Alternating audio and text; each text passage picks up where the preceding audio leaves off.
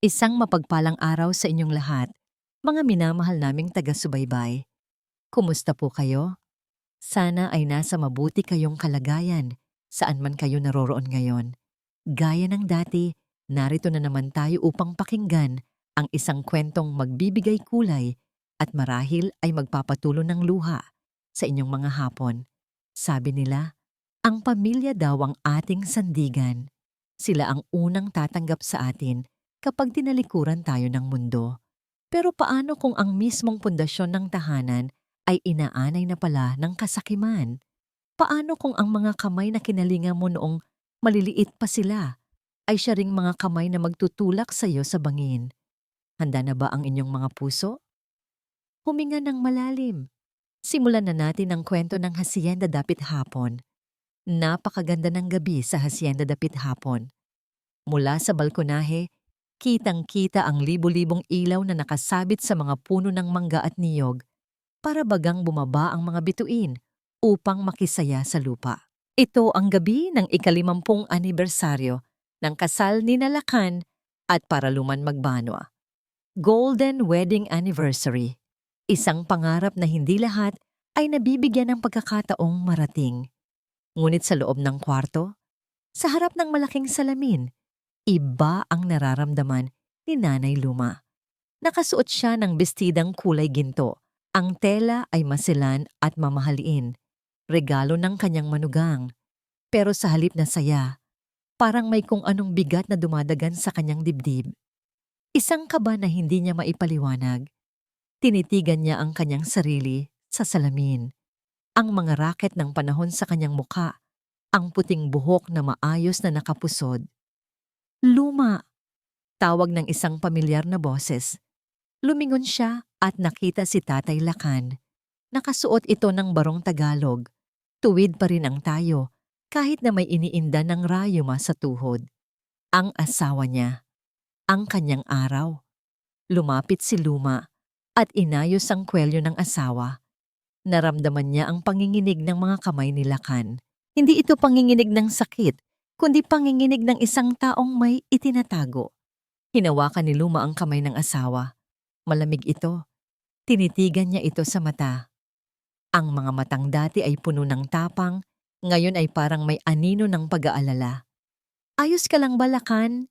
Malambing na tanong ni Luma. Kanina ka patahimik, para kang hindi ikaw ang bida sa gabing ito. Pilit nang ngumiti si Lakan, pero hindi umabot sa kanyang mga mata ang saya. Hinaplos niya ang pisngi ng asawa. Ang palad niya ay magaspang, tanda ng ilang dekadang pagtatrabaho sa lupa para mapalago ang hasyenda. Wala ito, Luma. Sagot ni Lakan, pero basag ang kanyang boses. Iniisip ko lang, sana maging masaya ang mga bata. Sana sapat na ang lahat ng ibinigay natin sa kanila. Hindi na nakasagot si Luma dahil bumukas ang pinto. Pumasok ang kanilang kaisa-isang anak, si Sigwa. Napakakisig ni Sigwa sa kanyang suit. Pero gaya ng kanyang ama, may kakaiba sa kanya ngayong gabi. Ang kanyang mga mata ay malikot. Panay ang tingin sa relo. At namumuo ang pawis sa kanyang noo kahit na malamig naman ang aircon. Tay, Nay, mabilis na sabi ni Sigwa, parang nagmamadali. Naghihintay na ang mga bisita sa baba. Nandun na si Mayor, pati ang mga business partners natin. Tara na. Tumango si Luma at kumapit sa braso ng anak. Anak, nasaan si Mara at ang apo kong si Siklab? Nasa baba na sila, Nay. Inaayos ni Mara ang... Sorpresa, sagot ni Sigwa, pero parang nabilaukan siya sa huling salita. Pagbaba nila sa grand staircase, sinalubong sila ng palakpakan. Ang buong bulwagan ay puno ng mga bulaklak at mamahaling pagkain. Naroon ang mga kaibigan, kamag-anak, at mga kilalang tao sa probinsya ng Agos. Lahat ay nakangiti, lahat ay bumabati. Sa gitna ng karamihan, nakita ni Luma ang kanyang manugang na si Mara. Nakasuot ito ng pulang gown na agaw pansin at sa leeg nito ay kumikinang ang isang kwintas na di hamak na mas mahal pa sa buong anihan ng hasyenda ngayong taon. Nakangiti si Mara, pero ang nangiti niya ay matalim. Nagsimula ang programa, sayawan, kantahan, at mga talumpati ng papuri. Sabi nila, napakaswerte daw ni Lakan at Luma. Mayaman, may lupain, at may anak na matagumpay. Nang tumayo si Sigwa para magsalita, tumahimik ang lahat. Hawak niya ang mikropono, nanginginig ang kamay. Tumingin siya kay Mara at tumango ang asawa niya na parang nagbibigay ng utos. Sa aking ama at ina, panimula ni Sigwa, ang boses ay nanginginig. Kayo ang pundasyon ng pamilyang ito. 50 taon ng sakripisyo. Kaya naman, bilang regalo, gusto namin ni Mara na magpahinga na kayo. Gusto naming ibigay sa inyo ang katahimikan na nararapat sa inyo. Nagpalakpakan ng mga tao. Akala nila ay tungkol ito sa isang bakasyon o cruise. Si Luma ay napangiti. Hinawakan ang kamay ni Lakan, pero naramdaman niyang nanigas ang katawan ng asawa. Natapos ang salo-salo at habang abala ang mga bisita sa dessert, nilapitan sila ni Mara. "Tainay!" Malamig na sabi ni Mara, pero amoy alak ang hininga nito. "Pumunta muna tayo sa library.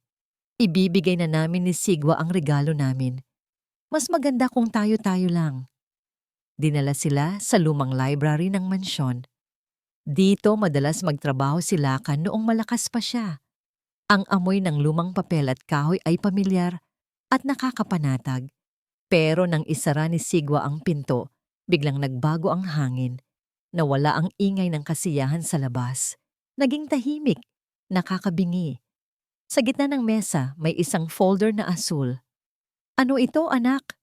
tanong ni Lakan. Ang boses niya ay mababa. Parang alam na niya ang sagot. "Pirman niyo lang po to, Tainay," mabilis na sabi ni Sigwa, hindi makatingin ng diretso. "Para po ito sa management ng hacienda. Kasi 'di ba, nahihirapan na kayo?" sabi ng doktor. "Kailangan niyo na ng less stress." Binuksan ni Lakan ang folder. Sinuot niya ang kanyang salamin. Si Luma ay sumilip din. Hindi ito papeles ng bakasyon. Hindi ito simpleng management transfer. Nakasaad sa malalaking letra, Power of Attorney at Declaration of Incapacity. Nanlamig ang buong katawan ni Luma. Gusto nilang palabasin na wala na sila sa sariling katinuan, na hindi na nila kayang magdesisyon para sa sarili nila. "Sigwa," bulong ni Luma. Ang boses ay basag. "Ano ang ibig sabihin nito? Gusto niyo kaming ideklarang loko-loko? Para sa inyo din to." Biglang sigaw ni Mara na wala ang malambing na tono. "Matatanda na kayo. Hindi niyo na alam ang pagpapatakbo ng negosyo sa panahon ngayon. Nalulugi na tayo. Kailangan namin ng kontrol para mailigtas ang hasyenda." "Nalulugi?" tanong ni Lakan. Matatagang boses, tumindig ang balahibo ni Luma sa lamig ng tono ng asawa. Ang hasyenda ay kumikita ng sapat. Unless may gumagastos ng higit sa kinikita nito. Tumingin si Lakan nang diretso kay Sigwa. Yumuko ang anak. "Pirmahan niyo na yan kung ayaw niyong mapahiya sa harap ng mga bisita," banta ni Mara. Nanginginig ang kamay ni Lakan habang hawak ang ballpen. Tumingin siya kay Luma. Sa mga mata ng asawa, nakita ni Luma ang takot, pero nakita rin niya ang isang pakiusap. "Huwag!" Dahan-dahang binaba ni Lakan ang ballpen sa mesa. Ang tunog ng pagtama ng plastik sa kahoy ay parang putok ng baril sa tahimik na kwarto. "Hindi," maring sabi ni Lakan. "Hindi ko pipirmahan to. At ikaw, Sigwa, kailan ka pa naging duwag?" Namutla si Sigwa. Akmang magsasalita pa sana, siya nang biglang may narinig silang tunog mula sa labas ng mansyon. Wang wang wang. Ang sirena ng pulis. Hindi lang isa, kundi marami. Ang asul at pulang ilaw ay tumagos sa bintana ng library, nagbigay ng nakakatakot na kulay sa mukha nilang apat. Napangiti si Luma. "Salamat sa Diyos," naisip niya. May nangyaring gulo siguro sa labas at dumating ang mga pulis. Maililigtas sila. Makakaalis sila sa kwartong ito. Pero nang tumingin siya kay Mara, nakita niyang nakangiti rin ito. Isang nangiti ng tagumpay. Bumukas ang pinto ng library at pumasok ang 3 pulis, kasama ang isang lalaking nakauniporme ng doktor. "Sir Sigwa," sabi ng opisyal. Nandito na po kami para i-escort ang mga pasyente. Nanlaki ang mata ni Luma. Napahawak siya ng mahigpit sa braso ni Lakan. Pasyente! Sigaw ni Lakan. Anong karapatan nyo? Lumapit si Mara. Inakbayan si Luma ng mahigpit, masakit at bumulong sa tainga niya. Happy anniversary, Nay. Sabi kasi ni Sigwa, nagwawala daw kayo at nananakit dahil sa demensya. Kailangan kayong dalhin sa facility. Ngayong gabi din. Sa labas, patuloy ang masayang tugtugan, habang sa loob ng library, gumuho ang mundo ni Luma. Ang gintong anibersaryo ay naging simula ng kanilang bangungot. Huwag ninyo akong hawakan, bitawan niyo ako. Dumagundong ang boses ni Lakan sa loob ng library. Kahit 70 taong gulang na siya, nananalaytay pa rin sa kanya ang dugo ng isang magbanwa, ang angkan ng mga gerilya, at magsasakang nagbungkal ng hasyenda dapit hapon. Sinubukan niyang pumiglas mula sa pagkakahawak ng 2 pulis. Ramdam niya ang sakit sa kanyang mga buto, pero mas masakit makita ang kanyang asawa. Si Luma. Umiiyak ito sa isang sulok. Hawak-hawak ni Mara na parang isang basahan. Luma! Sigaw ni Lakan. Sigwa! Patigilin mo ito! Anak ka namin! Nakita ni Lakan ang anak niya. Nakatalikod si Sigwa, nakayuko, hindi makatingin. Ang huling nakita ni Lakan ay ang paglapit ng lalaking nakauniforme ng doktor. May hawak itong hiringgilya. Kuminang ang dulo ng karayom sa ilaw ng chandelier. Pasensya na po, Don Lakan, bulong ng doktor. Pampakalma lang po. Naramdaman ni Lakan ang lamig ng turok sa kanyang braso. Mabilis. Taksil. Sa loob ng ilang segundo, bumigat ang kanyang mga talukap. Ang imahe ni Sigwa ay lumabo. Ang iyak ni Luma ay naging parang ugong na lang sa ilalim ng tubig. At bago siya tuluyang lamunin ng dilim, isa lang ang pumasok sa isip niya. Hindi ito ang katapusan. Nagising si Lakan sa isang pamilyar na amoy. Amoy ng lumang kahoy, menthol at gamot. Dahan-dahan niyang iminulat ang kanyang mga mata. Masakit ang kanyang ulo na para bang biniyak ito sa 2. Tuyong-tuyo ang kanyang lalamunan. Sinubukan niyang bumangon pero mabigat ang kanyang katawan. Epekto pa rin ng gamot na itinurok sa kanya. Nasa kwarto siya, ang master bedroom nila ni Luma. Bumangon siya, sapo ang noo. Tahimik ang paligid, masyadong tahimik. Nasaan na ang musika? Nasaan na ang mga bisita? Tumingin siya sa orasan sa dingding. 3:00 na ng madaling araw. Luma? Tawag niya. Walang sumagot. Ang kabilang panig ng kama ay maayos, ni walang gusot. Hindi natulog dito si Luma. Biglang bumilis ang tibok ng puso ni Lakan. Tumayo siya, muntik pang matumba, at nagmadaling pumunta sa pinto. Hinawakan niya ang siradura at pinihit ito. Ayaw bumukas. Pinihit niya ulit. Mas malakas, mas madiin. Click, click. Nakalak ito mula sa labas. Sigwa! Sigaw niya habang kinakalampag ang pinto gamit ang kanyang kamao. Ang makapal na kahoy na Nara na siya mismo ang pumili noon para protektahan ang pamilya niya. Ngayon ay siya nang humaharang sa kanyang kalayaan. Buksan mo to! Nasaan ang nanay mo? Ilang sandali pa, narinig niya ang mga yabag sa labas ng pasilyo. Huminto ito sa tapat ng pinto. Tay! Boses ni Sigwa. Mahina, parang pagod. Tay, huminahon po kayo. Kailangan niyong magpahinga. Huminahon? Kinulong niyo ako sa sarili kong pamamahay. Galit na sagot ni Lakan. Buksan mo ito kundi sisirain ko to. Tay, wag po kayong matigas ang ulo. Sagot ni Sigwa sa kabilang panig. Kailangan ito para sa safety niyo. Alam niyo ba ang ginawa niyo kanina? Sinubukan niyong saktan si Mayor. Nagwala kayo. Sabi ng doktor, lumalala na ang demensya ninyo. Natigilan si Lakan. Nanlaki ang kanyang mga mata. Wala siyang ginawang ganoon.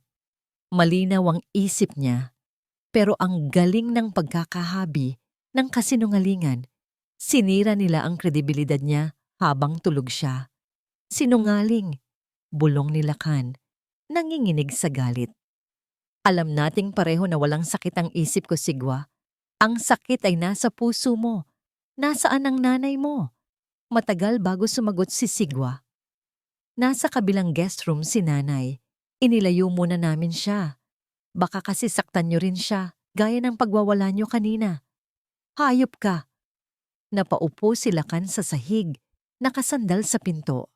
Ang sarili niyang anak, ginagamit ang pagmamahal niya kay Luma para paikutin siya. Narinig niya ang pag-alis ng mga yabag ni Sigwa. Naiwan siyang mag-isa sa dilim.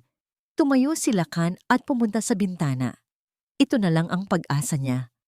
Ang bintana nila ay nakaharap sa hardin. Kung makakatalon siya, makakahingi siya ng tulong sa mga trabahador. Hinila niya ang bintanang kapis. Ayaw gumalaw. Sinilip niya ang gilid nito.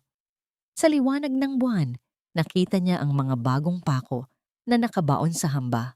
Nakapako. Sarado. Napatingin siya sa telepono sa bedside table. Dinampot niya ito. Wala.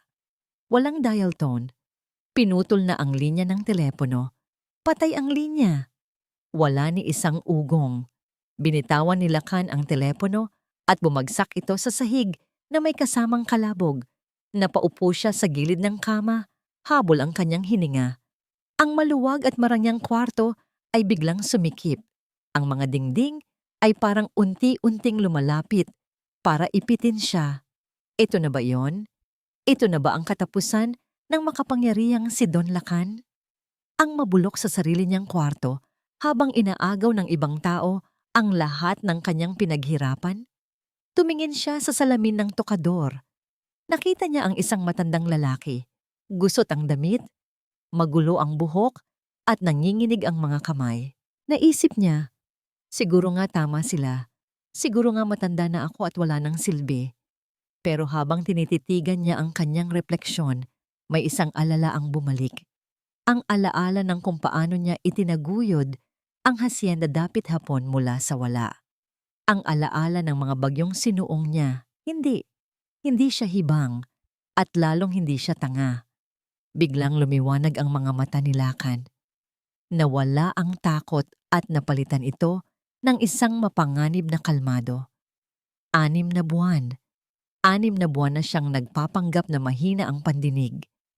6 na buwan na niyang napapansin ang mga bulungan ni Mara at ng accountant tuwing akala nila ay tulog siya sa tumba-tumba.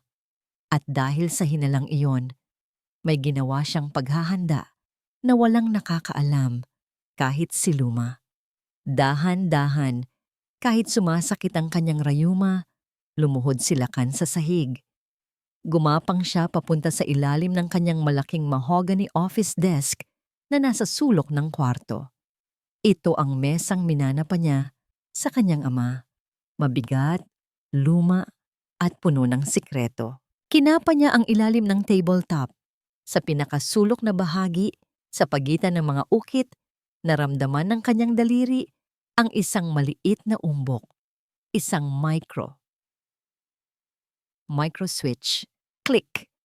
Umilaw ng mahina ang isang maliit na pulang ilaw sa ilalim ng mesa. Gumagana pa. Binuksan niya ang tago at nakalak na drawer sa ibaba, gamit ang susi na nakatago sa ilalim ng carpet. Mula rito, inilabas niya ang isang lumang headset.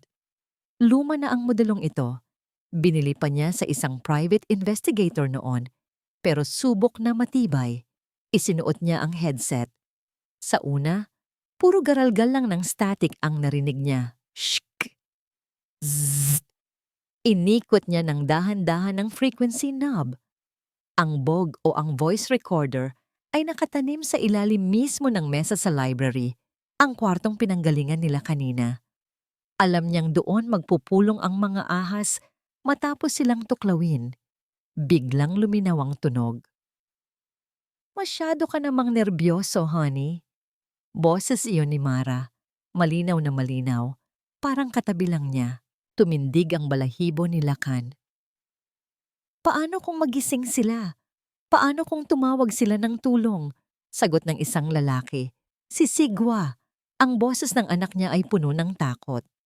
Sino ang tatawagan nila? Putol na ang mga linya. Halakhak ni Mara. Ang tawa niya ay matinis, parang pagkalos ng basag na salamin. At saka, hawak na natin ang papel, Sigwa. Ang pirma na lang ng doktor ang kulang para ma-freeze ang mga bank accounts nila bukas na bukas din. Akin na ang hacienda. At sa wakas, mababayaran na natin ang mga utang mo sa kasino. Napapikit si Lakan. Isang mainit na luha ang tumulos sa kanyang pisngi. Hindi dahil sa takot, kundi sa sakit ng katotohanan. Ang anak niya, ang kanyang Sigwa, ay nalulong sa sugal at ipinagbili ang sariling mga magulang para sa pera. Siguraduhin mo lang, Mara, sabi ni Sigwa. Ayokong masaktan sila ng pisikal. Huwag kang mag-alala, sagot ni Mara. Pero narinig ni Lakan ang tunog ng yelo na tumatama sa baso ng alak. Basta't mananatili silang tahimik sa kwartong yon hanggang sa mailipat natin ang titulo. Walang masasaktan. Pero kung manlalaban ang tatay mo, pwes, bahala na ang mga nurse na turukan siya hanggang sa maging gulay siya. Idinilat ni Lakan ang kanyang mga mata. Sa dilim ng kanyang kwarto, ang mga mata ng matanda ay nag-alab. Wala na ang lito, wala na ang awa. Hinubad niya ang headset at dahan-dahang tumayo. Tumingin siya sa nakasaradong pinto. Gulay pala ha, bulong niya sa sarili. Ang boses ay matigas pa sa bakal. Tignan natin kung sino ang unang malalanta. Tahimik na ang buong hacienda. Ang mga bisita ay umuwi na. Dala ang mga ngiti at papuri sa matagumpay na anibersaryo, walang kaalam-alam sa krimeng naganap sa likod ng mga nakasarang pinto. Sa loob ng library, nakaupo si Mara sa malaking swivel chair na dating pag-aari ng kanyang biyanan na si Lakan. Hawak niya ang isang baso ng mamahaling red wine. Ang kulay nito ay kasing pula ng dugo. Inikot-ikot niya ang silya, dinadama ang lambot ng katad. Sa wakas, bulong niya sa sarili habang tinutungga ang alak. Bagay sa akin ang upuang ito. Tumingin siya sa malaking oil painting ni Lakan at luma na nakasabit sa dingding. Nakangiti ang mag-asawa sa larawan, puno ng dangal at pagmamahal. Tumayo si Mara at nilapitan ito. Hinaplos niya ang ginintuang frame bago biglang idura ang natitirang alak sa mukha ng larawan ni Luma. Masyado kang perpekto, Nanay Luma. Nandidiring sabi ni Mara. Lagi na lang ikaw ang mabait. Ikaw ang disente. At ako yung manugang lang. Pwes, tignan natin kung sino ang may huling halakhak ngayon. Bumukas ang pinto at pumasok si Sigwa. Gusot na ang damit nito at namumula ang mga mata na parang galing sa pag-iyak. Mara, tawag ni Sigwa. Ang boses ay parang basag na salamin. Tama na to. Tawagan na natin ang doktor. Ipaundo na natin ang sedation. Pwede naman nating kausapin sila ng maayos tungkol sa utang ko. Binagsak ni Mara ang baso sa mesa. Ang tunog ay umalingaw-ngaw sa kwarto. Kausapin? Sarkastikong tanong ni Mara. Lumapit siya kay Sigwa at hinawakan ang mukha nito ng mahigpit. Halos bumaon ang kanyang mahahabang kuko sa pisngi ng asawa. Sigwa, 5 milyon ang utang mo sa kasino. 5 milyon! Sa tingin mo ba ibibigay yun ng tatay mo nang walang kapalit? Itatakwil ka nila. Mawawalan tayo ng mana. Pero magulang ko sila. Sigaw ni Sigwa, tinabig ang kamay ni Mara. Hindi sila aso na pwede nating ikulong. Ginagawa ko ito para sa atin. Ganti ni Mara. Ang mga mata ay nanlilisik. Para sa kinabukasan ni Siklab. Kapag nakuha natin ang kontrol sa hacienda, mababayaran mo ang mga sindikato. Magsisimula tayo ulit. Ayaw mo ba nun? O gusto mong matagpuan ka na lang sa kangkungan na may tama ng bala sa ulo? Natahimik si Sigwa. Yumuko siya, talo-duwag. Alam ni Mara na hawak niya ito sa leeg. Si Sigwa ay parang isang tuta. Maingay lang tumahol, pero takot kumagat. Umuwi ka na sa kwarto natin, utos ni Mara. Bumalik sa pagiging malamig ang boses. Ako na ang bahala dito. Kakausapin ko lang si Dr. Solano para sa susunod na dosage. Tumalikod si Sigwa at lumabas ng library na parang lantang gulay. Napangisi si Mara. Kinuha niya ang kanyang cellphone at nagdial. Sumagot agad ang nasa kabilang linya. Doc! Malamig na bati ni Mara. Iba ang tono kaysa kanina. Oo, tulog na ang bata. Ang matanda. Ayun! Nagwawala kanina, pero tiklop na ngayon. Oo, kailangan nating bilisan ang transfer ng titulo.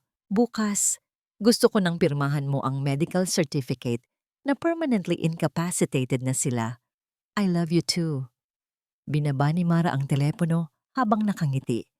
Hindi alam ni Sigwa na hindi lang utang ang motibo niya. Matagal na silang may plano ni Dr. Solano. Kapag nasa kanya na ang hacienda, ang susunod niyang aalisin sa landas ay ang kanyang walang kwentang asawa. Biglang may kumaluskos sa may pintuan ng library. Mabilis na lumingon si Mara. Sino yan? Mula sa dilim ng pasilyo, lumabas si Yaya Gunita. Ang matandang katiwala ay nakasuot pa rin ng uniforme. Hawak ang isang tray ng tsaa. Nanginginig ang mga kamay nito at ang mga mata ay puno ng takot at pagkabigla. Narinig niya. Alam ni Mara na narinig niya ang lahat. Mara, nauutal na sabi ni Yaya Gunita. Maghahatid lang po sana ako ng tsaa.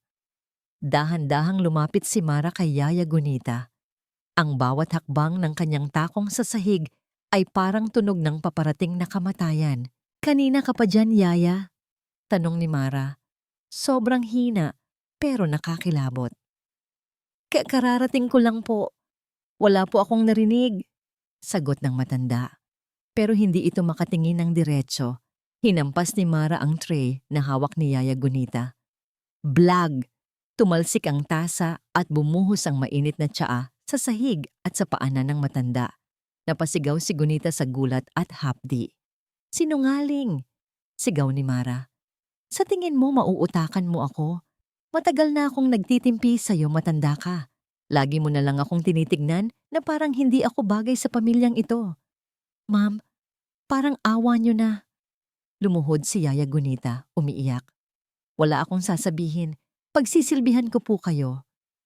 Wala ka nang pagsisilbihan, malamig na sabi ni Mara. Dahil ngayong gabi, you're fired. Po? Ma'am, 30 anyos na ako dito. Hindi ko po iiwan sina Sir Lakan at Ma'am Luma. Umalis ka na bago ko pa ipakaladkad kita sa gwardya palabas ng gate. Dinuro siya ni Mara. At wag na wag kang magpapakita dito ulit, layas. Tumalikod si Mara at bumalik sa pag-inom ng alak.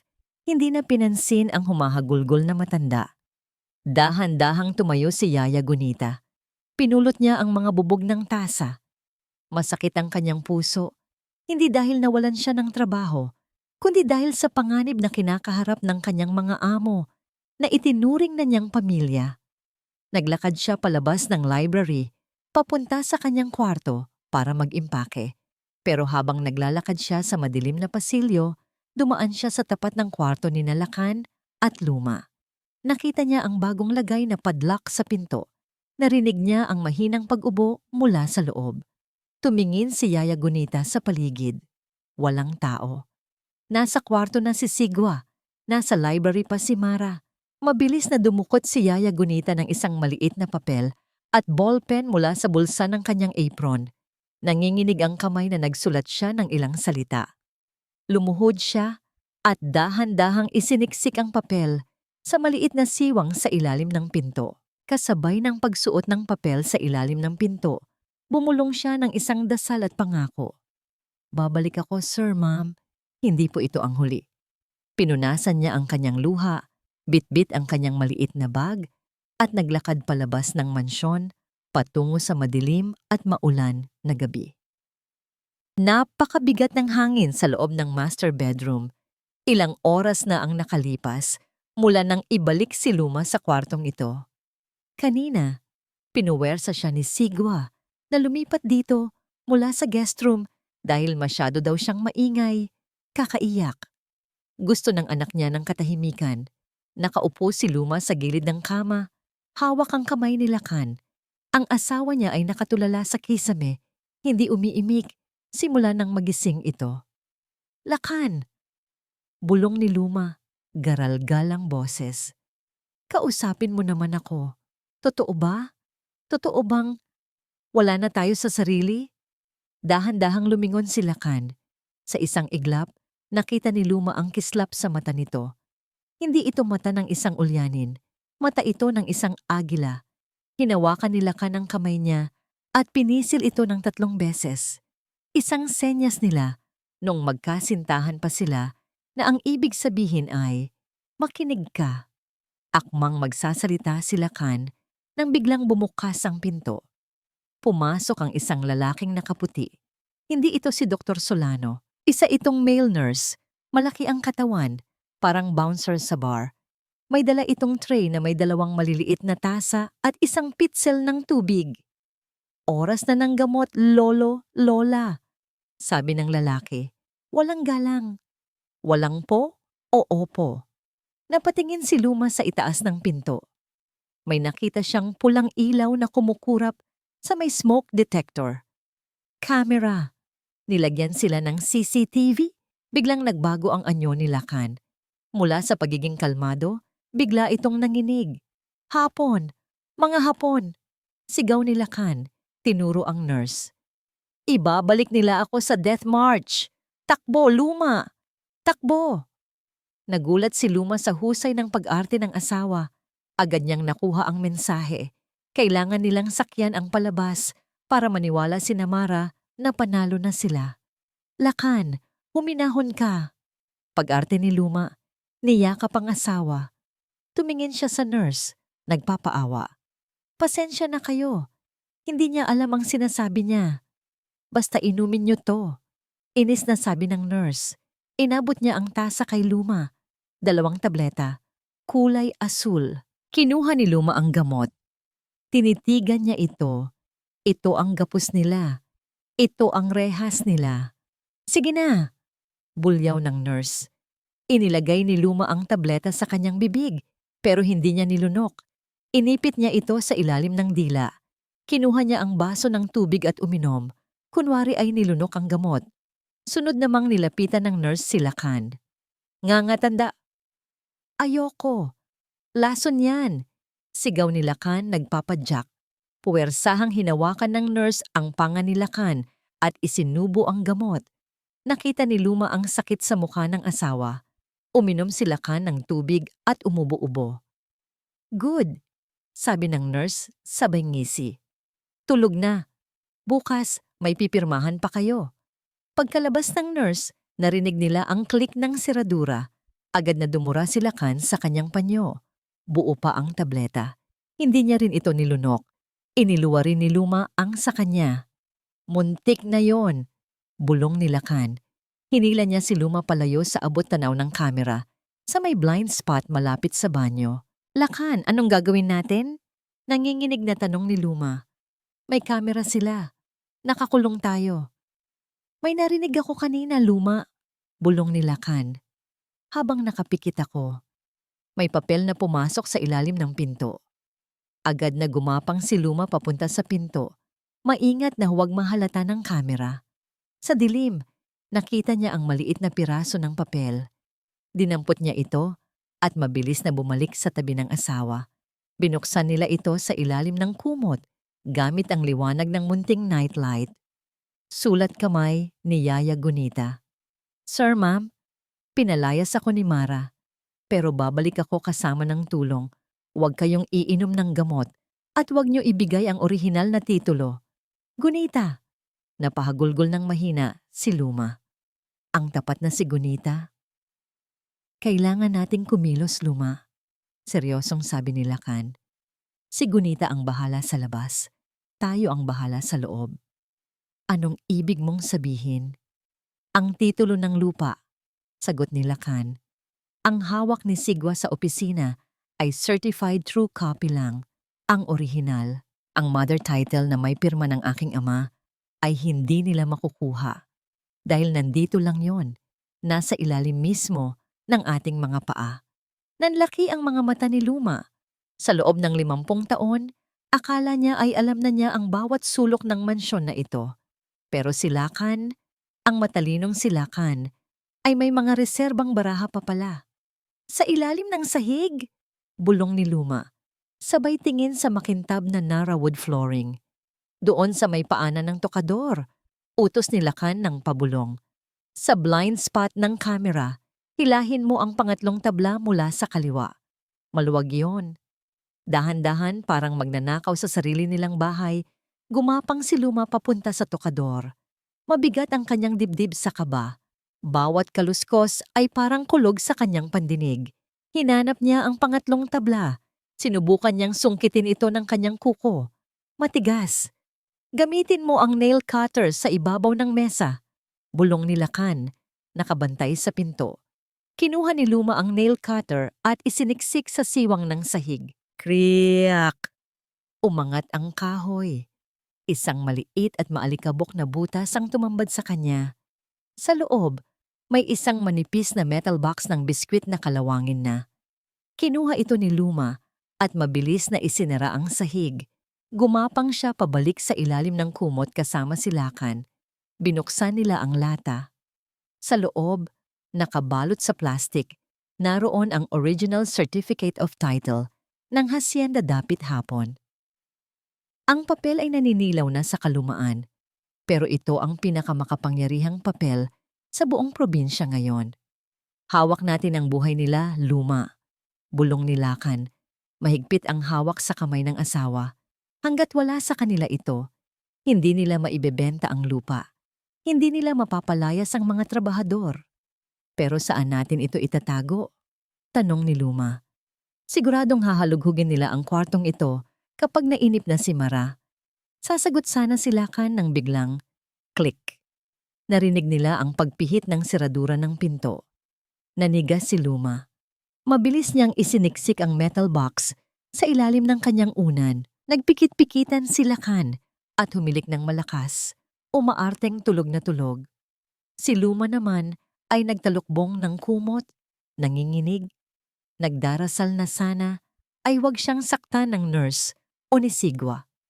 Bumukas ang pinto ng dahan-dahan. Kriyak! Isang manipis na liwanag mula sa hallway ang pumasok. May pumasok na anino. Maliit. Hindi ito ang malaking nurse. Hindi rin si Sigwa. Lola? Lolo? Isang boses ng bata. Agad na bumangon si Luma. Si Club, ang kanilang 10 taong gulang na apo, ay nakatayo sa may pinto. Nakapajama ito. Gulo-gulo ang buhok at may hawak na duplicate key sa isang kamay at tablet naman sa kabila. Ang mukha ng bata ay putlang-putla, parang nakakita ng multo. Apo. Naiiyak na tawag ni Luma. Anong ginagawa mo dito? Baka makita ka ng mami mo. Mabilis na isinara ni Siklab ang pinto at nilock ulit ito. Tumakbo siya at yumakap sa kanyang lola. Naramdaman ni Luma ang panginginig ng bata. Pati si Lakan ay napabangon. Nalimutan ang pag-arte. Lolo, lola, natatakot po ako. Humihikbi si Siklab. Bakit, apo? Anong nangyari? Tanong ni Lakan. Hinahaplos ang likod ng bata. Kumawala si Siklab sa yakap at itinaas ang kanyang tablet. Ang screen ay basag ng kaunti, pero gumagana pa. Kasi po, naglalaro po ako ng hide and seek kanina habang may party. Nagtago ako sa likod ng kurtina sa library. Kwento ni Siklab, ang mga mata ay puno ng takot.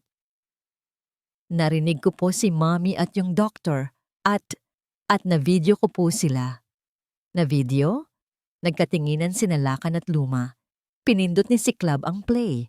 Sa madilim na video, kitang-kita si Mara at Dr. Solano. Hindi lang sila nag-uusap.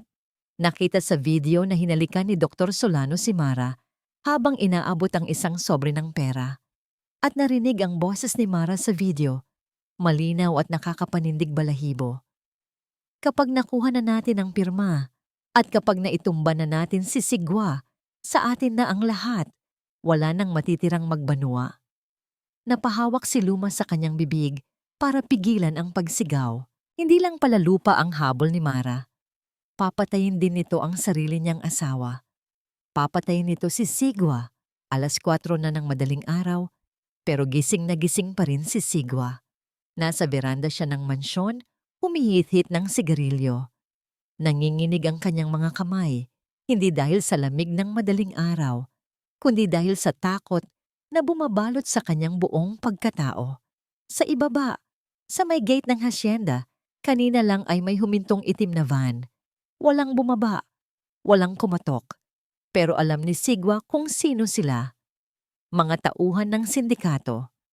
Ang mga pinagkautangan niya sa online sabong at kasino. Nag-vibrate ang cellphone niya. Isang text message mula sa numero na walang pangalan. Last warning, Sigwa. Bukas, kung wala pa ang titulo ng lupa, dugo ng pamilya mo ang ipambabayad mo. Napaupo si Sigwa sa sementadong sahig. Sapo ang kanyang ulo. Gusto niyang sumigaw. Gusto niyang magmakaawa. Paano siya umabot sa ganito? Nagsimula lang naman ito sa pagnanais niyang patunayan sa tatay niya na kaya niyang palaguin ang pera ng mabilis. Investment scam, crypto, sugal. Sunod-sunod na maling desisyon hanggang sa mabaon siya sa kumunoy na hindi na niya kayang ahunan mag-isa. At ngayon, ang solusyon ni Mara, ang tanging nakikita niyang paraan. Ibenta ang hasyenda, ipagpalit ang pamana ng mga magulang para sa kanyang kalayaan. Para sa kanila din naman to. Bulong ni Sigwa sa sarili. Pilit na kinukumbinsi ang konsensya. Kapag napatay ako ng mga yon, kawawa si Siklab, kawawa si nanay. Pinatay niya ang sigarilyo at pumasok sa loob. Dumaan siya sa kwarto nila ni Mara. Nakabukas ng kaunti ang pinto. Akala niya ay tulog na ang asawa, pero nakita niyang nakaupo ito sa kama. May kausap sa telepono. Tumigil si Sigwa para makinig. Oo nga, masyado siyang mahina. Sabi ni Mara, tumatawa ng mahina. Huwag kang mag-alala, love. Kapag nasa atin na ang titulo, madali na siyang. Idispatsa, magsasama na tayo. Kumunot ang noo ni Sigwa. Love, sino ang kausap nito? At sino ang ididispatsa? Bago pa siya makarinig pa ng iba, humiga na si Mara at pinatay ang ilaw. Bumilis ang tibok ng puso ni Sigwa. Isang malamig na pagdududa ang gumapang sa kanyang likod. Posible bang niloloko siya ng asawa niya? Pero agad niyang iniling ang kanyang ulo. Hindi. Mahal ako ni Mara. Stress lang to. Naglakad siya papunta sa kwarto ng kanyang mga magulang. Kailangan niyang mahanap ang orihinal na titulo. Ang sabi ng kontak niya sa lupa. Hindi sapat ang kopya. Kailangan ng mother title. Dahan-dahan niyang binuksan ang pinto ng master bedroom gamit ang duplicate key. Madilim sa loob. Rinig na rinig niya ang mabibigat na hilik ng kanyang ama. Nilapitan niya ang kama. Nakita niya sina Lakan at Luma. Mahimbing na natutulog. O yun ang akala niya. Payapa ang mga mukha nito. Parang walang alam sa unos na dala ng sarili nilang anak. Lumuhod si Sigwa sa tabi ng kama. Sa liwanag na nanggagaling sa bukas na pinto, tinitigan niya ang mukha ng kanyang ina. Ang mga kamay ni Nanay Luma ay nakadantay sa dibdib ni Tatay Lakan, tila nagpoprotekta kahit sa pagtulog. Patawarin niyo ako, Naytay. Bulong ni Sigwa, tumutulo ang luha at pumapatak sa marmol na sahig. Wala na akong choice. Papatayin nila ako. Pinunasan niya ang kanyang luha at sinimulan ang kanyang pakay. Dahan-dahan niyang binuksan ang bedside drawer ni Tatay Lakan. Alam niya na dito itinatago ng ama ang mga importanteng dokumento. Walang ingay niyang hinalughog ang mga papel, insurance policy, lumang litrato, reseta ng gamot. Pero wala ang titulo, wala ang mother title. Nasaan na yon? Bulong ni Sigwa, nagsisimula na namang mataranta. Dito niya lang yun nilalagay. Kinapa niya ang dulo ng drawer, May nahawakan siyang isang bagay na matigas at makapal na balat. Akala niya ay ang folder na ng lupa, pero nang ilabas niya ito, isa itong lumang leather notebook, ang journal ni Tatay Lakan. Akmang ibabalik sana ito ni Sigwa para hanapin ang titulo, pero may nahulog na isang folded paper mula sa notebook. Pinulot ito ni Sigwa, isa itong sulat. At ang petsa ay, noong nakaraang linggo lang, bago ang anibersaryo, binuksan ni Sigwa ang sulat at binasa sa dilim. Ang sulat kamay ng ama ay medyo garalgal na, pero malinaw pa rin ang mensahe. Para sa aking anak na si Sigwa, alam ko. Alam kong nalulunod ka na sa utang. Nabalitaan ko sa mga kumpare ko sa bayan na madalas ka sa kasino. Hinihintay ko lang na lumapit ka sa akin, anak. Hinihintay kong magpakalalaki ka at aminin ang pagkakamali mo. Handa akong ibenta ang kalahati ng lupain para sa'yo, Sigwa. Hindi mo kailangang magnakaw. Hindi mo kailangang magsinungaling. Anak kita. Mas mahalaga ka kaysa sa lupa. Pero kailangan mong matuto. Kung hindi ka lalapit at aamin, hahayaan mo na kitang madapa para matuto kang bumangon. Napaupo si Sigwa sa sahig. Nang hina ang kanyang tuhod. Ang hawak niyang papel ay nanginig kasabay ng kanyang katawan. Alam ni tatay. Alam ng tatay niya ang lahat. Pero hindi siya sinumbatan. Hinihintay lang siya nito. Handa pala itong tumulong. Pero anong isinukli niya? Ipinakulong niya ang mga ito. Dineklara niyang baliw. At ngayon, kasabwat siya sa pagpapalayas sa kanila sa sarili nilang tahanan. Biglang pumasok sa isip niya ang boses ni Mara kanina sa telepono. Madali na siyang idispatsa. Isang malamig na kilabot ang gumapang sa batok ni Sigwa. Ang mga magulang niya, handang isakripisyo ang lupa para sa kanya. Ang asawa niya, handang isakripisyo siya para sa lupa. Ibinalik ni Sigwa ang notebook at ang sulat sa drawer. Dahan-dahan niyang isinara ito. Hindi niya nakuha ang titulo. Wala siyang maibibigay sa sindikato bukas. Papatayin siya. Pero sa sandaling iyon, habang nakatingin siya sa natutulog niyang mga magulang, may nabuong desisyon sa isip ni Sigwa. Isang desisyon na huli na para iligtas ang sarili niya, pero sapat pa para iligtas ang mga magulang niya. Tumayo si Sigwa. Hinalikan niya sa noo si Nanay Luma at pagkatapos ay si Tatay Lakan. Huli na ang lahat para sa akin, Tay. Bulong niya. Pero hindi ko hahayaang makuha ni Mara ang hasyenda. Lumabas si Sigwa ng kwarto at dahan-dahang isinara ang pinto. Sa loob ng madilim na silid, nang marinig ang klik ng pagsara ng pinto, dahan-dahang iminulat ni Tatay Lakan ang kanyang mga mata. Sa dilim, tumulo ang luha ng matanda. Narinig niya ang lahat. Bumabagyo sa labas. Ang langit ay tila nakikiisa sa pagdadalamhati ng hasyenda dapit hapon.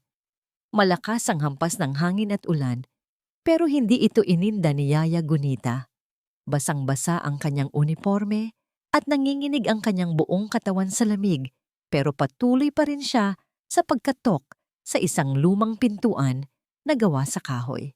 Ito ang bahay ni Attorney Agaton Tanglao, ang dating abogado ng pamilya Magbanua na matagal ng retiro. Attorney, parang awa niyo na. Buksan niyo po. Sigaw ni Gunita. Halos matabunan na ng kulog ang kanyang boses. Ilang sandali pa, bumukas ang ilaw sa veranda.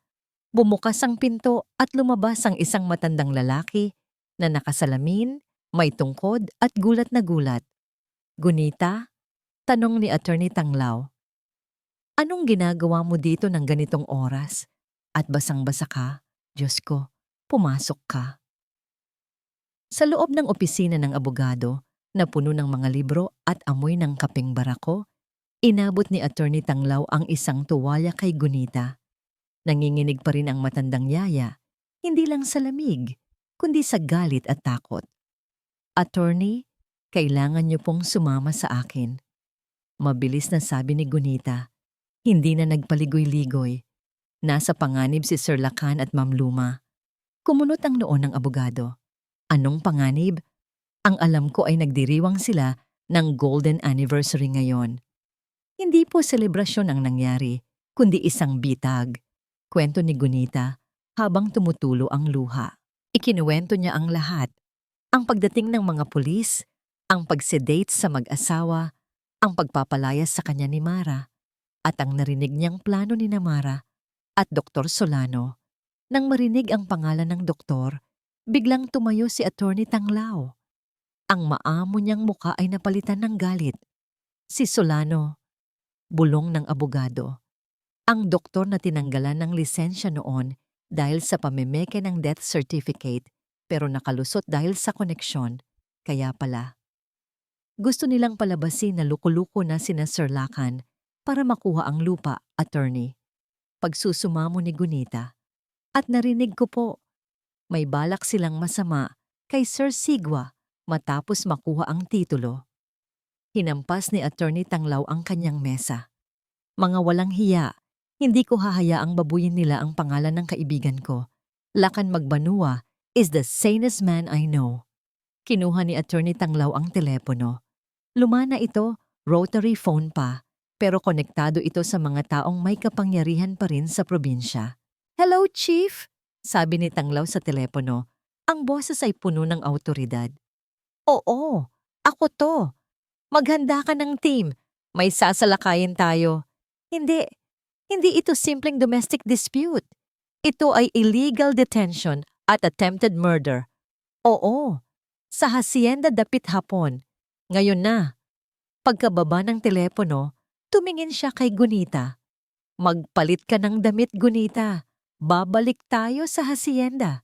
At sisiguraduhin kong sa kulungan ang bagsak ng manugang na yan."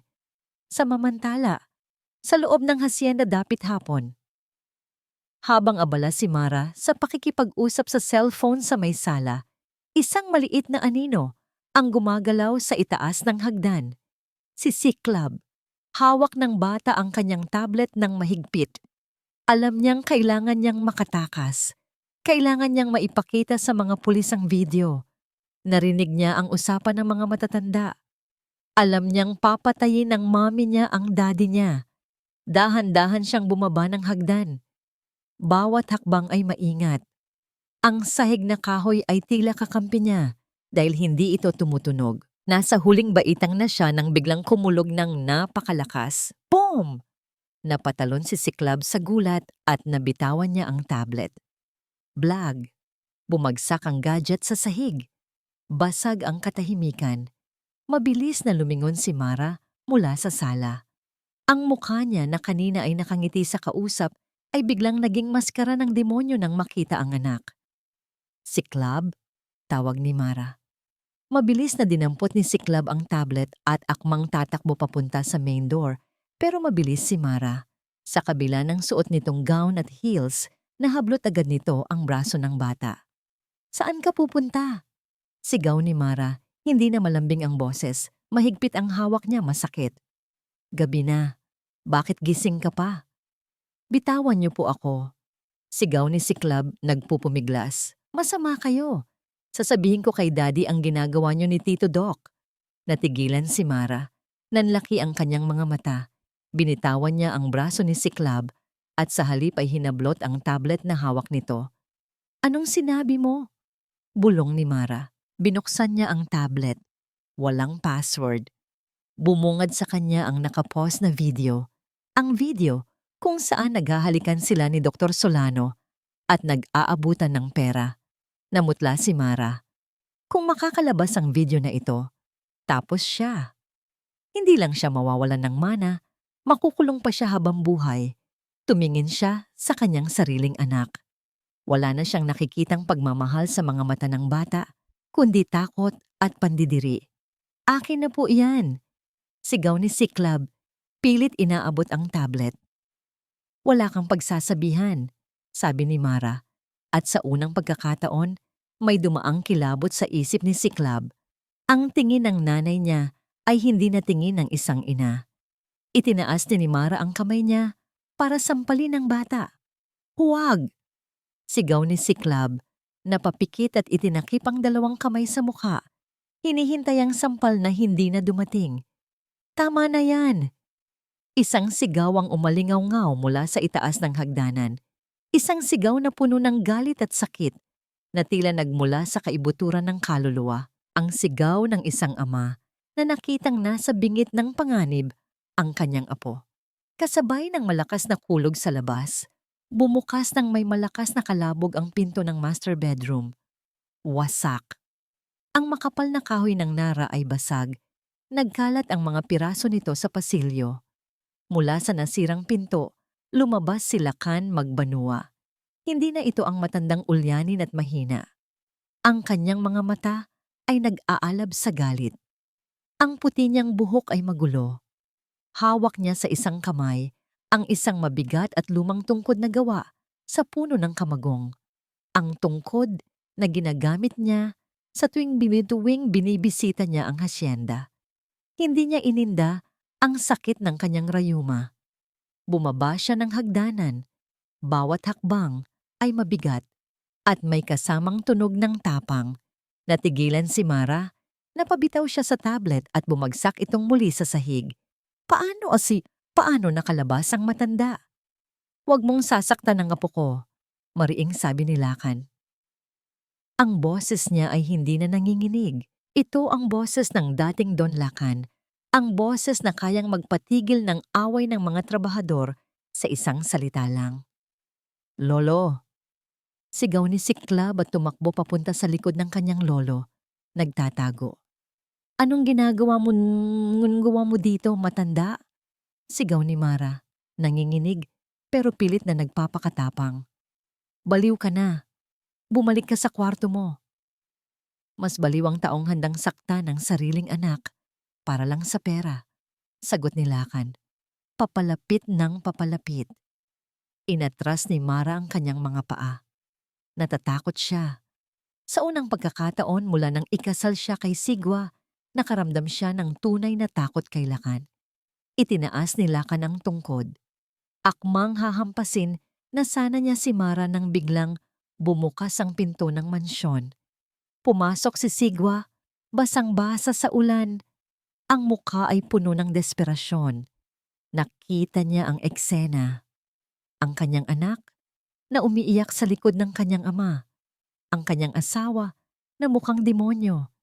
At ang kanyang ama na may hawak na tungkod na handang pumatay. Tay, anong nangyayari dito? Sigaw ni Sigwa, tumatakbo papasok. Nang makita ni Mara si Sigwa, biglang nagbago ang kanyang ekspresyon. Mula sa pagiging galit, bigla siyang humagulgol at napaupo sa sahig na parang isang biktima. Sigwa, tulungan mo ako. Iyak ni Mara. Tinuturo si Laka. Ang tatay mo, nagwala siya. Sinira niya ang pinto. At sinubukan niyang saktan si Siklab at ako. Nakita mo, Sigwa? Sinabi ko na sa'yo. Baliw na siya. Natigilan si Sigwa. Napatingin siya sa wasak na pinto. Napatingin siya sa umiiyak niyang asawa. At napatingin siya sa galit na galit niyang ama. Hindi totoo yan, Daddy. Sigaw ni Siklab. Si Mami ang masama. Papatayin ka raw niya. Tumahimik ka, bata. Sigaw ni Mara. Nalilito si Sigwa, hindi niya alam kung sino ang paniniwalaan. Ang isip niya ay naguguluhan dahil sa utang, sa sindikato, sa kasinungalingan. Tay, nanginginig na sabi ni Sigwa. Ibigay niyo na po ang tungkod. Mag-usap tayo. Wala nang dapat pag-usapan. Malamig na sagot ni Lakan. Sa gitna ng kaguluhan, isang gwardya ang pumasok mula sa kusina.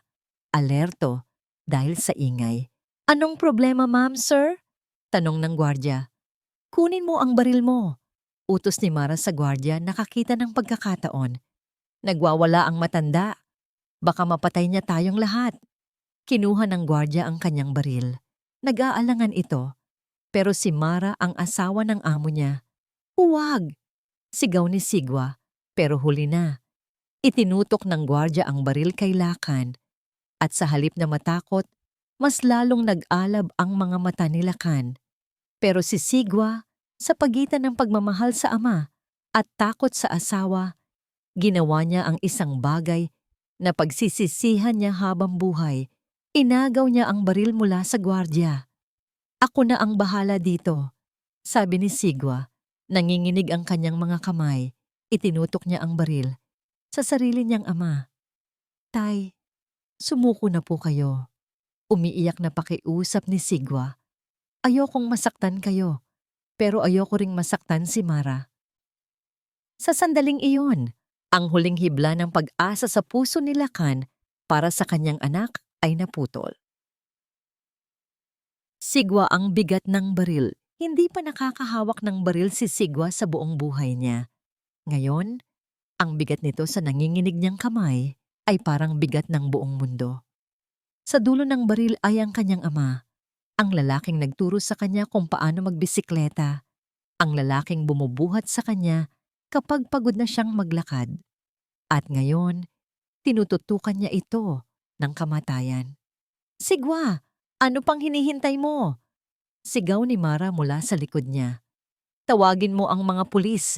Sabihin mong nag-hostage ang tatay mo. Pero hindi makagalaw si Sigwa. Nakatingin siya sa mga mata ng kanyang ama. Walang takot doon. Ang nakikita lang niya ay pagkadismaya. Isang napakalalim na pagkadismaya na mas masakit pa sa bala. Daddy, wag po. Iyak ni Siklab, nakakapit sa binti ni Lakan. Nagsimulang magdilim ang paningin ni Sigwa. Ang mga boses ay nagiging ugong na lang. Ang sindikato, ang utang, si Mara, si tatay. Nawawala na siya sa sarili. Handa na siyang bumigay. Handa na siyang gawin ang kahit ano para matapos na lang ang lahat. At sa gitna ng kaguluhang iyon, isang boses ang pumailan lang. Kalmado, matatag, at puno ng awtoridad na hindi kayang tibagin ng kahit anong sigaw. Ibaba mo yan, Sigwa. Nanay Luma. Dahan-dahang lumabas si Para Luman mula sa anino ng nasirang pinto. Nakasuot pa rin siya ng kanyang gintong bestida, pero ngayon, para siyang isang reyna na handang ipagtanggol ang kanyang kaharian. Walang bakas ng takot sa kanyang mukha. Tanging awa. Awa para sa anak na naligaw ng landas. Nanay, bulong ni Sigwa. Ang boses ay basag. Hindi pinansin ni Luma si Sigwa. Ang mga mata niya ay nakapako sa kanyang manugang. Kay Mara. Mara, sabi ni Luma. Ang boses ay malamig, pero malinaw. Alam mo ba kung ano ang pinakamasakit na uri ng kasinungalingan? Iyon ay yung pinaniniwala mo ang isang tao na mahal mo siya habang sinasaksak mo siya ng paulit-ulit sa likod. Ano bang pinagsasabi mo? Matanda ka? Sigaw ni Mara, pero may takot na sa kanyang boses. Naglakad si Luma palapit. Bawat hakbang niya ay may bigat. Huminto siya sa pagitan ni Lakan at ni Sigwa. Walang takot sa baril na nakatutok. Hinarap niya ang kanyang anak. Sigwa! Sabi ni Luma. Hinahaplos ang hangin na parang hinahaplos niya ang pisngi ng anak. Noong isang linggo, Miyerkules, 3:00 ng hapon, nasaan si Mara? Kumunot ang noo ni Sigwa. Nasa meeting daw siya sa mga suppliers. Umiling si Luma. Hindi anak. Nasa Hotel Magnifico siya, room 402. Kasama si Dr. Solano. Namutla si Mara. Sinungaling. Nasisiraan ka na talaga ng bait. Alam ko rin na noong Biyernes, nag-withdraw ka ng 100,000 sa account nyo. Patuloy ni Luma. Hindi inaalis ang tingin kay Sigwa. Akala mo ay para sa bagong alahas. Pero ang totoo, iyon ang bayad ni Mara kay Dr. Solano para sa Peking Medical Certificate. Huwag kang maniwala dyan, Sigwa. Humahagulgol si Mara. Gawa-gawa niya lang yan para paghiwalayin tayo. Tumingin si Luma sa kanyang anak.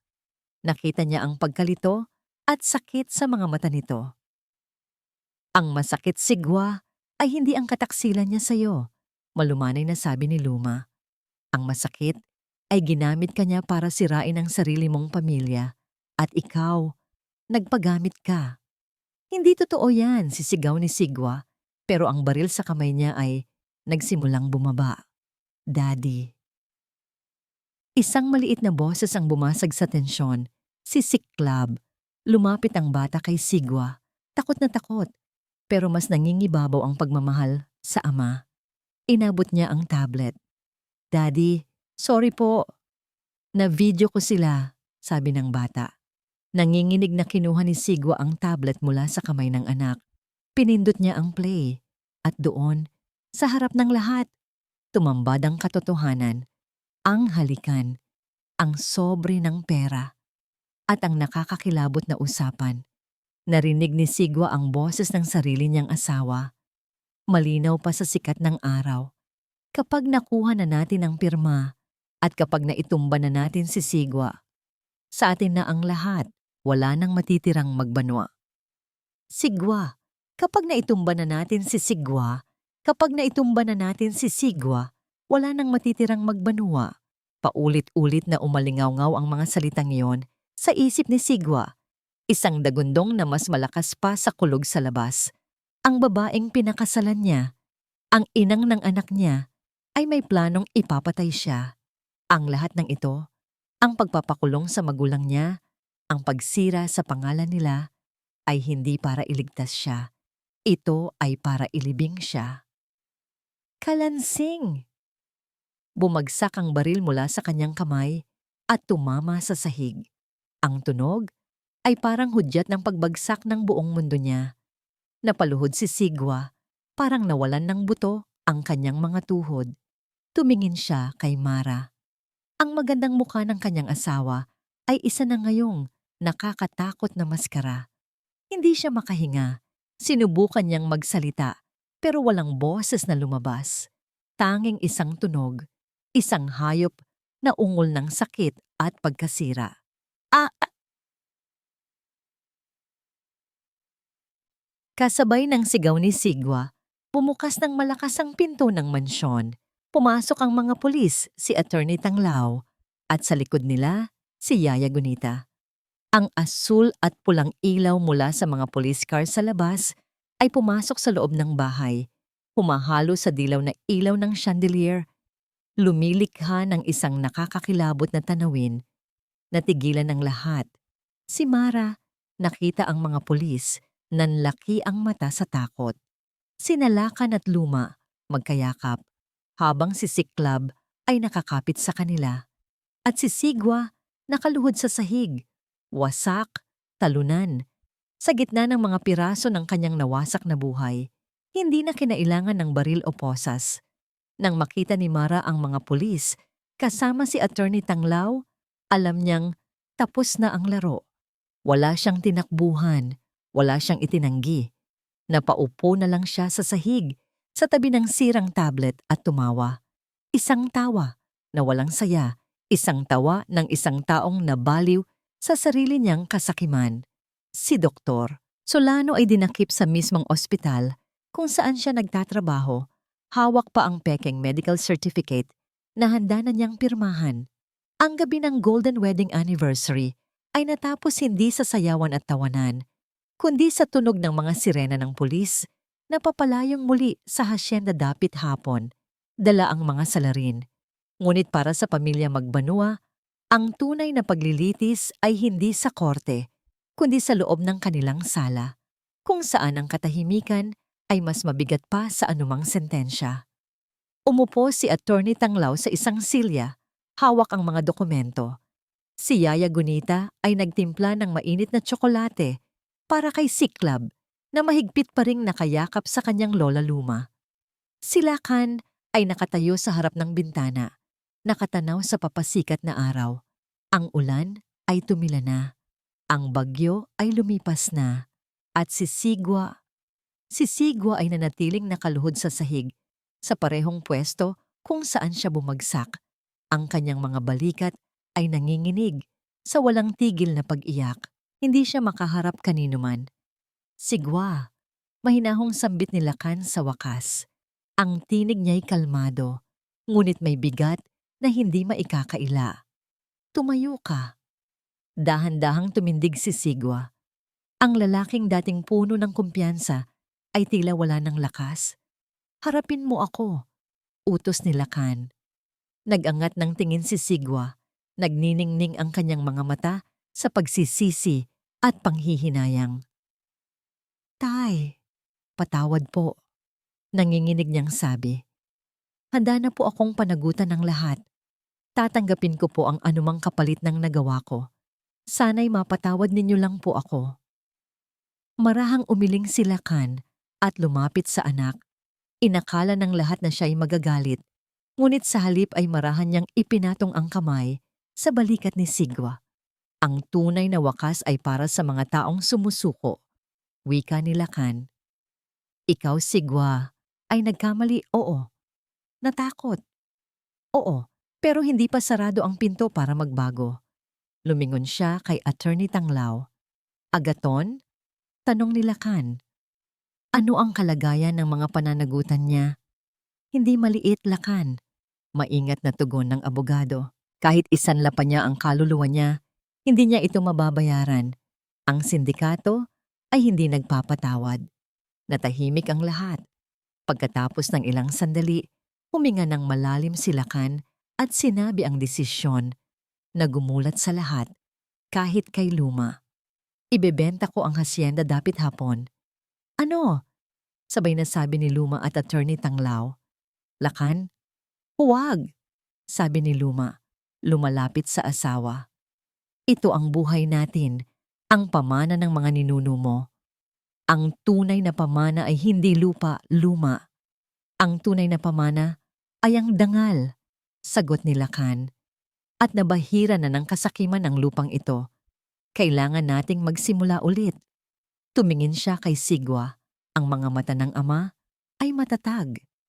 Ibebenta ko ang lahat, sabi ni Lakan. Ang lupa, ang mansyon, ang mga makinarya. Gagamitin ko ang pera para bayaran ang lahat ng utang mo sa sindikato. Gagamitin ko ito para masigurado na hindi ka na nila hahabulin pa. Napatingin si Sigwa sa kanyang ama, hindi makapaniwala. At ang matitira? Pagpapatuloy ni Lakan ay ibibigay ko sa isang foundation para sa edukasyon ng mga anak ng ating mga trabahador. Sila, na walang kinalaman sa gulo, ang dapat makinabang sa pinaghirapan natin. Natahimik si Sigwa. Isang katahimikan ng pagkabigla, isang katahimikan ng pagtanggap sa isang katotohanang masakit. Bulong ni Sigwa. Ibig sabihin, wala na pong matitira para sa amin. Para kay Siklab, umiling si Lakan. May iiwan ako sa iyo, anak, sabi ni Lakan. At sa unang pagkakataon, may ngiting gumuhit sa labi ng matanda. Isang nangiting mapait pero puno ng pagmamahal. Ano po yun, Tay? Iiwan ko sa iyo ang pinakamahalagang bagay na hindi kayang bilhin ng pera, sagot ni Lakan. Iiwan ko sa iyo ang pagkakataong magsimula muli, mula sa wala. Gaya ng ginawa ko noon, magtrabaho ka. Pawisan mo ang bawat sentimo. Maging isang ama na maipagmamalaki ng anak mo. Yan ang pamana ko sa iyo. Sa sandaling iyon, ang huling hibla ng kayabangan sa puso ni Sigwa ay tuluyang gumuho. Napalitan ito ng isang bagay na mas malakas pa. Pag-asa. Yumakap siya sa kanyang ama at humagulgol ng malakas. Hindi na iyak ng pagkatalo, kundi iyak ng pasasalamat. Niyakap din sila ni Luma at ni Siklab sa gitna ng nasirang mansyon. Sa pagsikat ng bagong araw, isang pamilya ang nagsimulang buuin muli ang kanilang mga sarili, hindi gamit ang pera o lupa, kundi gamit ang dalawang bagay na hindi kailanman mabibili: pagpapatawad at pangalawang pagkakataon. Isang taon na ang lumipas. Ang dating malawak na hasyenda dapit hapon ay isa na ngayong modernong farm school. Ang dating mansyon na puno ng mapapait na alaala ay ginawa ng dormitoryo para sa mga estudyanteng gustong matuto ng agrikultura. Ang pangalan nito ay Lakan at Paraluman Magbanua Foundation. Sa isang maliit ngunit maaliwalas na bahay sa bayan, sa isang simpleng beranda na napapalibutan ng mga halaman at orkidya, nakaupo sina Lakan at Luma sa dalawang tumba-tumba. Wala na ang mga mamahaling kasuotan, wala na ang mga alahas, wala na ang mga katulong. Tanging sila na lang dalawa, pinapanood ang paglubog ng araw. Lakan, sabi ni Luma. Inilapat ang kanyang ulo sa balikat ng asawa. Hindi ka ba? Hindi ka ba nanghihinayang? Ngumiti si Lakan at hinawakan ang kamay ni Luma. Ang mga kamay nito ay mas payapa na ngayon. Saang parte, mahal ko? Sa nawalang pera? O sa katahimikang nahanap natin? Sa lahat, sagot ni Luma. Tumingin si Lakan sa malayo. Ang araw ay kulay ginto, gaya ng kanilang anibersaryo. Noong araw, ang paglubog ng araw ay hudyat. Natapos na ang trabaho sa hasyenda, sabi ni Lakan. Ngayon, ang paglubog ng araw ay hudyat na mayroon na naman tayong isang araw na magkasama. Hindi ko ipagpapalit ang katahimikang ito sa kahit anong yaman, Luma. Isang tricycle ang huminto sa tapat ng kanilang gate. Mula roon, bumaba si Sigwa. Iba na ang itsura ni Sigwa ngayon. Nakasuot siya ng simpleng polo shirt at maong. Payat siya ng kaunti, pero may kislap na sa kanyang mga mata na wala noon. Kasama niya si Siklab na masaya at malusog. Mano po, lolo lola, sabi ni Siklab at nagmano sa dalawang matanda. Tainay, bati ni Sigwa. May dala siyang isang bayong ng mga prutas. Galing po ito sa unang sahod ko bilang accounting clerk sa kooperatiba. Umupo si Sigwa sa sahig sa paanan ng kanyang mga magulang. Kamusta ang trabaho, anak? Tanong ni Luma. Mahirap po, Nay, pero masarap pala sa pakiramdam na yung perang hawak mo, pinaghirapan mo. Sagot ni Sigwa. Si Mara po. Sumulat. Nasa kulungan pa rin siya, pero nag-aaral daw siya ng culinary arts doon. Sabi niya, paglabas niya, gusto niyang magtayo ng maliit na karinderya. Nagpapasalamat daw po siya sa inyo. Tumangulang si Lakan. Ang pagpapatawad ay isang mahabang proseso, pero hindi na mabigat ang puso niya. Nilaro ni Siklab ang alaga nilang tuta sa hardin. Ang tawa ng bata ay musika sa tenga ni Lakan at Luma. Salamat po sa lahat, Tay, sabi ni Sigwa, tumingin sa ama. Salamat sa pagtuturo sa akin ng leksyon na hindi ko natutunan sa eskwelahan. Salamat sa pagbibigay sa akin ng pagkakataong maging ama na maipagmamalaki ng anak ko. Tumayo si Lakan. Ginulo niya ang buhok ni Sigwa, gaya ng ginagawa niya noong bata pa ito. Ang buhay ay hindi tungkol sa kung gaano karaming beses kang nadapa, anak, sabi ni Lakan. Tungkol ito sa kung gaano karaming beses kang bumangon. Niyakap ni Sigwa ang kanyang ama. Niyakap din sila ni Luma. Sa maliit na bahay na yon, sa harap ng papalubog na araw, isang pamilya ang muling nabuo. Hindi dahil sa yaman, hindi dahil sa lupa, kundi dahil sa pagmamahal na natutong magpatawad at sa dignidad na hindi kailanman kumukupas sa pagtanda. At dito po nagtatapos ang ating kwento. Isang kwento ng kataksilan, ng sakit, ngunit sa huli ay isang kwento rin ng pag-asa at pagpapatawad. Ang tunay na yaman ng isang pamilya ay hindi nasusukat sa lawak ng lupain o sa dami ng pera sa bangko. Ito ay nasusukat sa tibay ng respeto, sa lalim ng pag-unawa at sa kakayahang magpatawad kahit gaano pa kabigat ang kasalanan. Ang dignidad, tulad ng pag-ibig, ay isang bagay na dapat ipaglaban kahit pa ang kalaban mo ay ang sarili mong kadugo. Maraming salamat po sa inyong walang sawang pagsubaybay at pakikinig. Sana po ay may napulot kayong aral at inspirasyon sa kwento ni Lakan at Luma. Ano po ang masasabi ninyo sa ating kwento ngayong araw? At anong uri naman ng kwento ang gusto ninyong marinig sa susunod? I-comment nyo lang po sa ibaba at sisikapin naming pagbigyan ang inyong mga hiling. Hindi dito nagtatapos ang ating paglalakbay. Marami pa pong kwentong kasing ganda at mas puno ng aral dito sa aming channel. Kung nagustuhan nyo ang kwentong ito, i-like, i-share sa pamilya at mga kaibigan at mag-subscribe na rin para lagi kayong updated sa mga susunod pa naming kwento. I-click niyo ang notification bell para kayo ang unang makarinig kapag may bago kaming upload. Pagpalain po kayo ng Panginoon, kayo at ang inyong buong pamilya. Hanggang sa muli.